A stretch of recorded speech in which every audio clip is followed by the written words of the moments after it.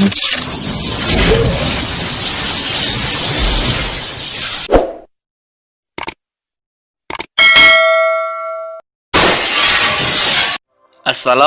warahmatullahi wabarakatuh.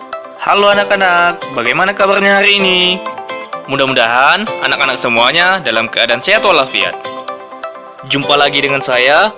Pembelajaran kita pada kesempatan kali ini yaitu mengidentifikasi dan menentukan unsur-unsur teks berita melalui tayangan televisi.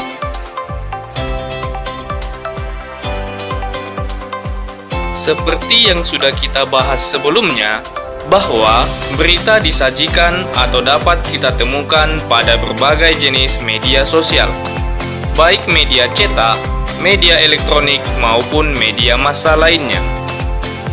Pada pembelajaran kali ini, anak-anak semua akan ditugaskan untuk mengidentifikasi dan menentukan unsur-unsur sebuah berita melalui tayangan pada media televisi. Tapi sebelum itu, perlu saya ingatkan kembali bahwa sebuah berita harus dapat dipertanggungjawabkan kebenarannya, bersifat objektif, aktual, dan informatif. Kualitas sebuah berita yang baik harus memenuhi kriteria yang memuat unsur berita, yaitu berdasarkan rumus 5W plus 1H atau adik Simba.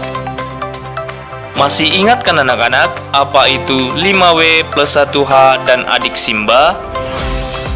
Ya, 5W plus 1H dan adik Simba adalah merupakan sebuah singkatan dan akronim dari unsur berita yang memuat kata tanya, what atau apa, where atau di mana, when atau kapan, who atau siapa, why atau mengapa, dan how atau bagaimana. Nah, sebelum masuk pada tayangan tugas yang sudah disiapkan pada video ini, ada baiknya terlebih dahulu kita ulas kembali maksud dari kata tanya yang ada pada unsur berita beserta contohnya. Hal ini bertujuan untuk memudahkan anak-anak semua dalam menyelesaikan tugas tersebut nantinya. Baiklah, langsung saja anak-anak. Disimak ya. Cekidot. Coba perhatikan dan simak contoh tayangan berita berikut ini. Terbakarnya ratusan kios di Pasar Baru Tuban, Jawa Timur membuat para pedagang pagi ini tak bisa berjualan. Petugas juga masih menelusuri pasar untuk memastikan tidak ada bara api yang bisa kembali munculkan api. Situasi Pasar Baru Tuban yang dilanda kebakaran pagi ini masih porak-poranda.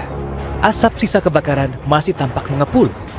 Petugas masih menyisir lokasi kebakaran untuk memastikan api benar-benar telah padam. Sementara para pedagang hari ini tak bisa berjualan. Sejumlah barang yang bisa diselamatkan ditempatkan di samping lokasi pasar.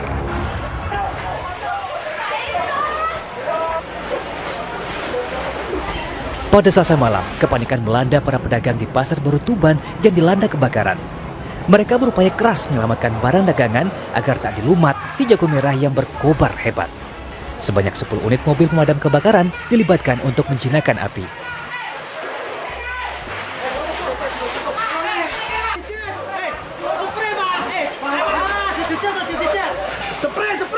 Kebakaran Pasar Baru ini diduga akibat korsleting listrik di salah satu lapak. Informasi awal dugaan ada korsleting listrik, namun demikian nanti akan kita dalami di mana penyebabnya. Insiden tidak menimbulkan korban jiwa, namun kerugian ditaksir mencapai miliaran rupiah. Sapari Ranu Wijaya melaporkan dari Tuban, Jawa Timur. Nah, dari contoh tayangan berita tersebut, kita dapat menentukan unsur-unsur beritanya sebagai berikut. Yang pertama, what atau apa. Unsur ini menjelaskan mengenai apa peristiwa yang terjadi yang diberitakan. Peristiwa yang diberitakan pun harus sesuai fakta dan benar-benar terjadi, tanpa menambahkan opini atau pendapat. Contohnya, apa peristiwa yang terjadi yang diberitakan? Topik dari suatu peristiwa yang diberitakan yaitu peristiwa kebakaran akibat korsleting di Pasar Baru Tuban buat panik pedagang.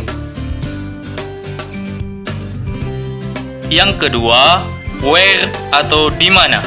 Unsur ini menjelaskan mengenai tempat terjadinya peristiwa dalam berita tersebut. Hal ini penting bagi pemirsa supaya tahu lokasi terjadinya peristiwa dan tidak salah dalam memastikan berita yang diinformasikan. Contohnya, di mana peristiwa tersebut terjadi?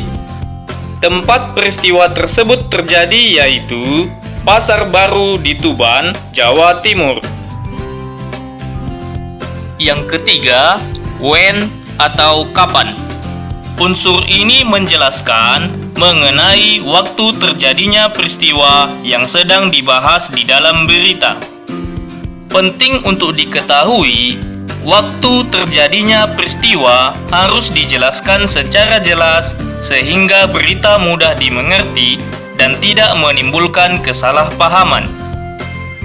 Contohnya, kapan peristiwa tersebut terjadi? Waktu peristiwa tersebut terjadi yaitu Selasa malam 3 Maret 2020. Yang keempat, who atau siapa.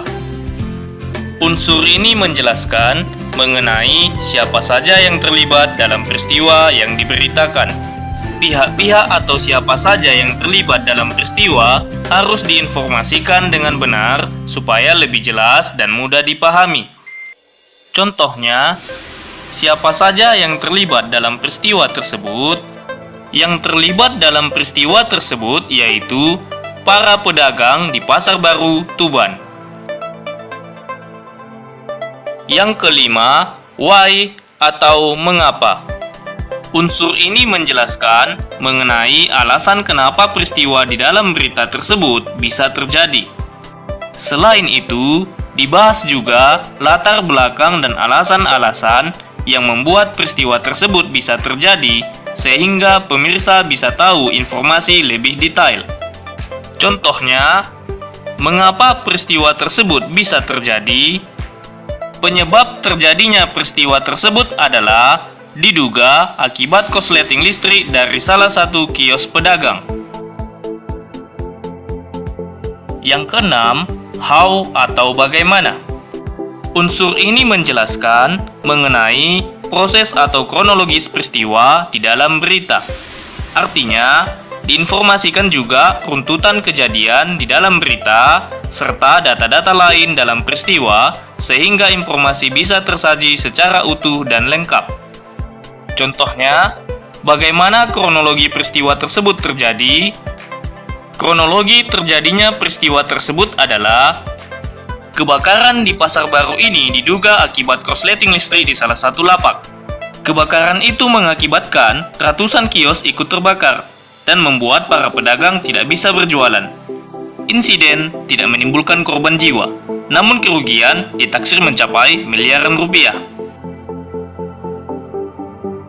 Nah, sampai di sini mudah-mudahan dapat dimengerti ya anak-anak.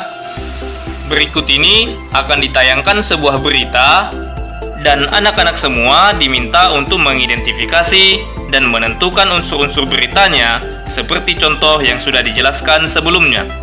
Tentunya, cara penyelesaiannya dengan menerapkan rumus 5W plus 1H atau adik Simba.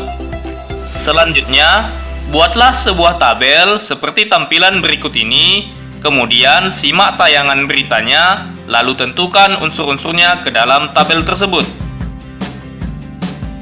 Isilah titik-titik pada tabel ini dengan menyimak apa yang disampaikan melalui tayangan berita berikut ini. Ketinggian banjir di Kabupaten Wajo, Sulawesi Selatan mencapai 3,5 meter. Lebih dari 37.000 jiwa terdampak banjir.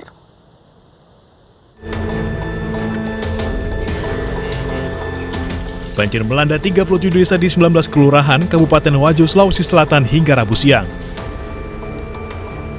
Ketinggian air meningkat hingga 3,5 meter.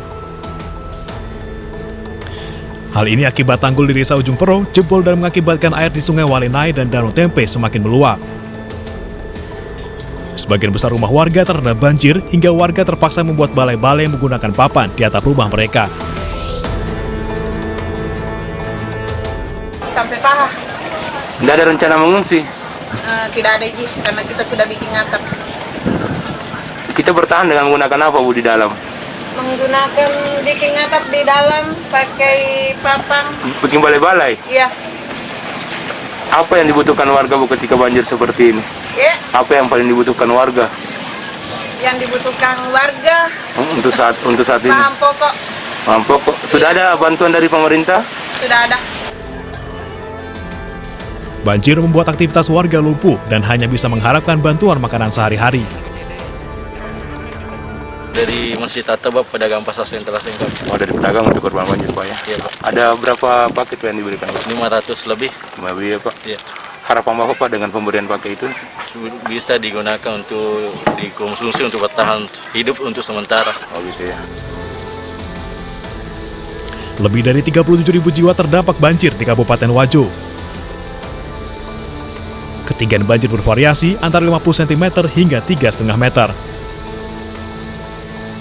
Dari Wajo, Sulawesi Selatan, Amnar Sengkang, iNews melaporkan.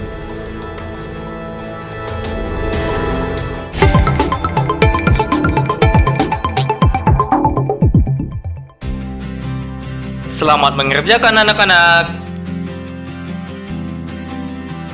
Sampai di sini dulu pembelajaran kita. Sampai jumpa lagi pada pembelajaran berikutnya. Tetap semangat dan jaga kesehatan ya anak-anak. Wabillahi taufiq wal hidayah. Wassalamualaikum warahmatullahi wabarakatuh. Semangat!